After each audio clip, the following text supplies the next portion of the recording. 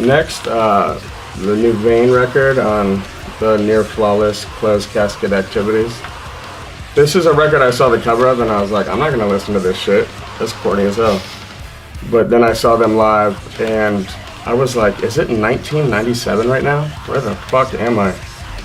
And they destroyed a room of people that were patiently waiting to see Thursday.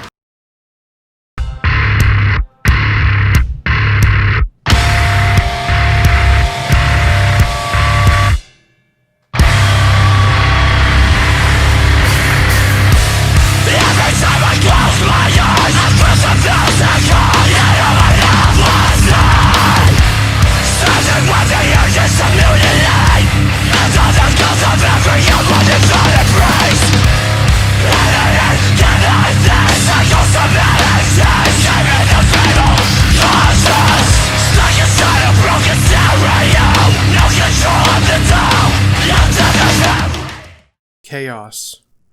Pure fucking chaos are words that immediately come to mind when listening to Boston-based hardcore band Vane. Aggressive, anguished, and feels like it's ripped straight from the 90s in the best way possible, taking influences from genres such as mathcore to screamo, and elements of nu metal and metallic hardcore molding into this heavy, thick concoction of disarray and mayhem. Pre-Errorzone is a perfect example of this relentless, punishing sound and chaotic presentation. It's agonizing in the best way possible, like a mix of both pleasure and pain that you just can't stop feeling, that you just keep coming back to. Join me tonight as we understand what made this album so great and the factors that have made this release such a game changer for hardcore metal music. Strap in. We are entering the Pre-Errorzone.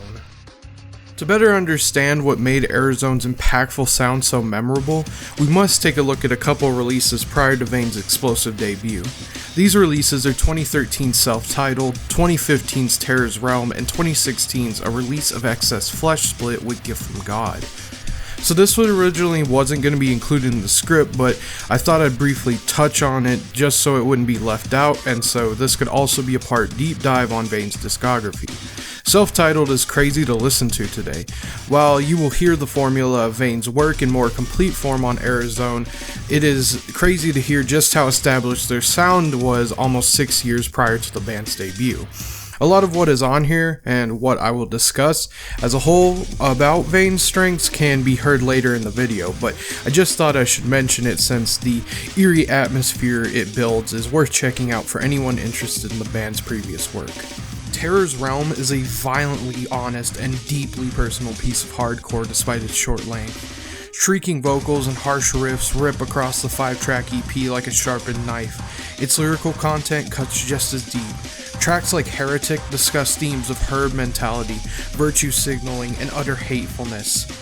Other tracks, such as the title track Terror's Realm, serves as a sort of punished wailing concept of what the Terror's Realm is. Terror's Realm sits at its own place in Vane's concept and world. It's violent, painful, and absolutely horrifying. It is the place right before you enter the Pre-Errorzone, where all hope is gone and nothing ever returns. Vane does an amazing job at capturing the feeling of Terror's Realm, as it's not only this physical place, but more so a state of being, a mindset of which you can never get out of, where everyone spews hatred and venom until you start to feel you are losing yourself in it. That is Terror's Realm. Lastly, we saw the 2016 release of the split EP with Gift from God, titled A Release of Excess Flesh. This shit is downright chaotic, breakneck sounds indicative of mathcore, power violence, and sasscore, with the ferocity and vocal work echoing classic screamo and even some elements of grindcore. Vane has no problem bringing the uncompromising sound, and it cranked up to 12 on this one. Like, they didn't have to go that hard, but they did, and it's absolutely skull-splitting. I love violent, angry metalcore like this, and if you do too, God, please check out this release. There's just some weird shit on here, like that I totally love, like this, and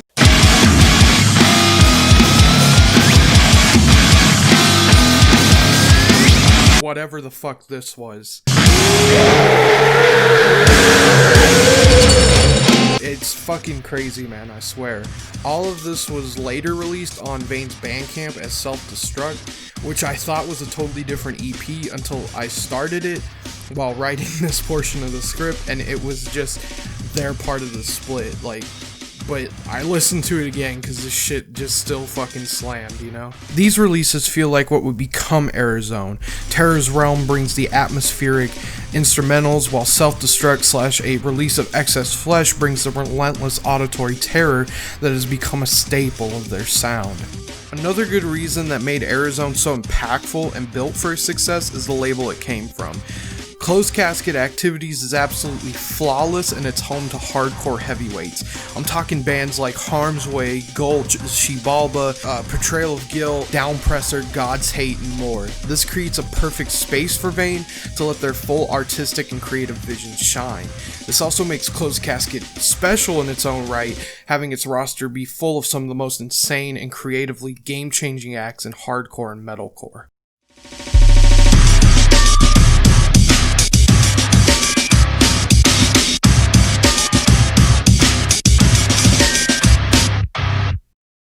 Time to put on your black windbreakers and khaki board shorts, people. It's Errorzone time.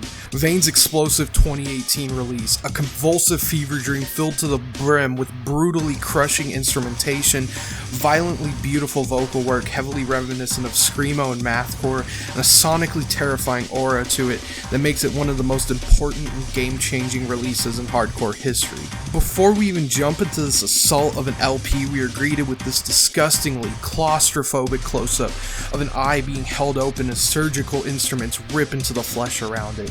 This is super effective and very telling of what we are about to get into.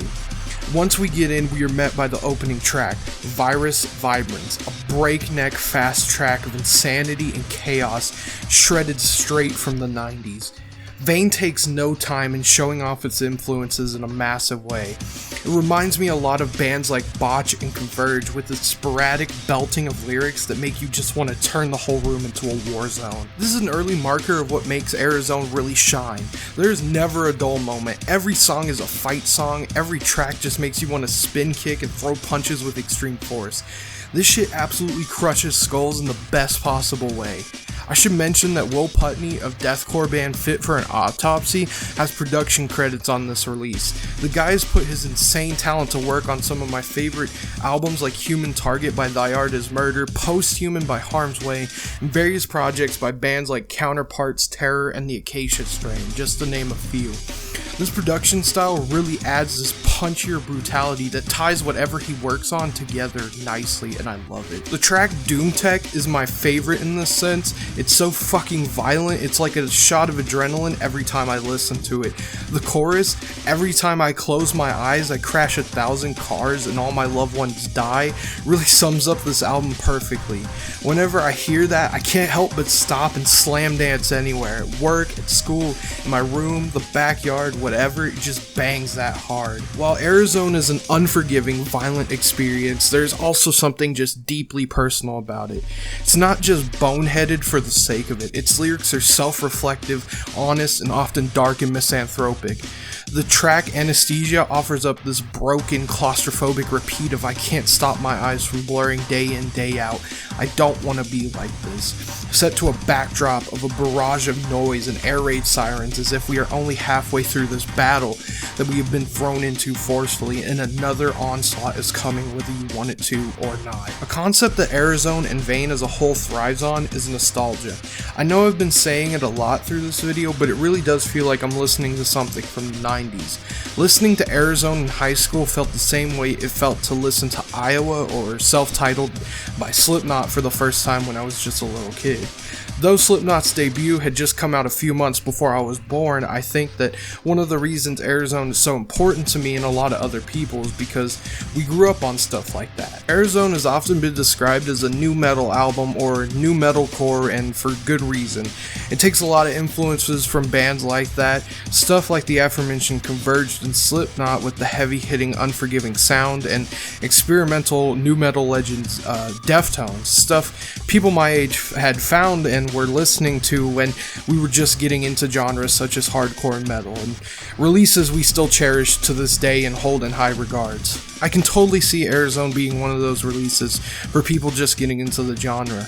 It knows its aesthetic and rolls with it. Hell, while researching this video, I saw a lyric video for Virus Vibrance that reminded me of something straight out of the late 2000s, with the album in the background and the changing text fonts and all that. Errorzone thrives off this strange and distant nostalgia in a way that something like Vaporwave normally does, but for weird beatdown nerds like me. There's just something so sick about it. Something I absolutely love about Errorzone is the electronic breaks within the tracks. It is something I find so cool, especially when it comes to hardcore and extreme metal. Whether it's the use of noise breaks from bands like Dragged in the Sunlight, Full of Hell, and Primitive Man, or the callback to genre like drum and bass, breakbeat, and even sprinkling of industrial. The best part is that it feels organically smooth and it fits right into the vibe and the atmosphere of the album, which is a huge plus that works in Vane's favor. This is one of Errozone's biggest strengths, its ability to mold all these sounds together in a horrifyingly beautiful way. The juxtaposition of Errorzone is astounding. It can put you in the middle of a free-for-all onslaught of swinging fists and black windbreakers one moment and deeply reflective personal journey the next, and I think that's really tight. It's something that hasn't been done much in hardcore, and it really set the tone for a lot more experimentation in the genre. Similarly to Code Orange's work on their 2017 release Forever and 2020's Underneath, which are albums I may cover in the future, Errorzone is open to not only its caustic metalcore roots, but that new metal and industrial icing, ramping the flavor up to 20. It's cool to see bands introduce new elements into hardcore, such as Harm's Way's use of groove metal and industrial elements on their 2018 Posthume, and the aforementioned work of Code Orange, and the cocktail of explosive aggression on Jesus Piece's 2018 LP Only Self.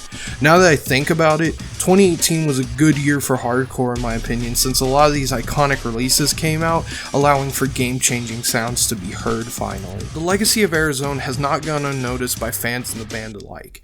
In true 90s industrial fashion akin to 9 Inch Nails, 2020 saw the release of Old Data and A New Machine Volume 1, the first release from the band in 2 years. If you listen to any of the previous releases, you will feel right at home. We get new versions of classic tracks from Terror's Realm, remixes from Errorzone, and older demo tracks to songs from Errorzone. I've listened to it a couple times already and can say, honestly, it's always so cool when remix albums manage to breathe new life into the formula, allowing for other artist interpretations of the original tracks. Errorzone is a place, a state of being, a mindset. It's broken, beaten, and angry. But through the anger, it's just as terrified and confused about the unknown. With highs come lows. With violence comes exhaustion. It's all old data in a dead machine. Errorzone to me is pain. It's something self-reflective. It's a look into harsh reality and the way things are going. The world can suck and be full of increasingly intense and terrifying scenarios. Errorzone is the anger one might feel as they are subjected to these scenarios. Errorzone is the exhaustion that comes with the reaction to the world and its quarrels. Errorzone is a landmark in hardcore and proves that you can breathe new life into the genre without sacrificing your intent. Errorzone speaks to me in a way that few albums have and impacted me and my own artistic endeavors today.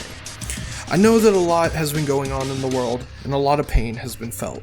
In the beginning of quarantine, I remember getting together with close friends in a Skype call and putting Hate 5/6 footage of Vane concerts on, awing at all the people kicking each other in the face and backflipping straight on their asses. It reminded me of a better time, a more fun time where you could just go out with some friends and beat the hell out of each other to some banging music. It also reminded me of the pain and chaos I feel life is like right now with everything going on. Disease, stupidity, and a long overdue fight for change in human rights. Errorzone is that pain, that feeling of anger, disgust, and anguish. The feeling you get when you want to scream as the world dies around, knowing that you can't do anything about it no matter how much you fight and try. It's something different, a sound for the end of the world. This is all that you were programmed to be afraid of.